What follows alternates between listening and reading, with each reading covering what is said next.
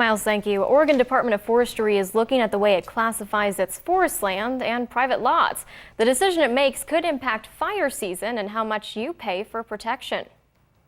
Southern Oregon is welcoming spring this week, but temperatures will start heating up before we know it. Fire season's right around the corner, so we want to make sure we are as prepped and ready to go. The Oregon Department of Forestry is taking a different approach to protecting your land this year. Timber. Okay, Charlie, let's do the timber right here. The Southern Oregon chapter is in the middle of a tedious project, reclassifying every private and public plot of land it serves in Jackson and Josephine counties. Forest land classification is taking all of the acres that ODF manages and re-looking at it to make sure it's classified properly as timber, grazing, or exempt when it comes to actually paying a forest assessment fee. Spokesperson Melissa Cano says the project serves a couple of different purposes.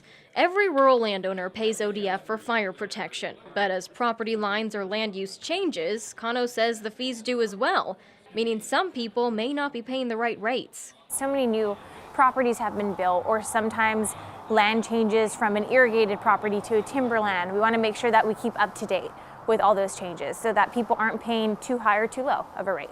It also helps crews know what they're up against when they're sent out to a fire. I know they've had fires that have ran through there quite often. The changes are approved by a board separate from ODF, selected in both Jackson and Josephine counties. If the maps don't show a clear enough image, Google is consulted for clarification. When the changes are made, landowners will be notified.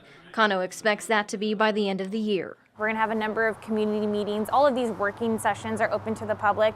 And at the end of the day, if we end up sending home a classification to someone and they're like, hey, this doesn't look right, they can always give us a phone call and we're happy to send someone down there to ground truth it. Boots on the ground, let's walk through your land and look.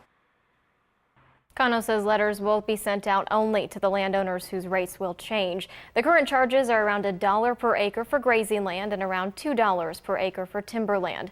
Dates of public meetings regarding the changes will be announced later this year. NBC5 News will continue to follow this story.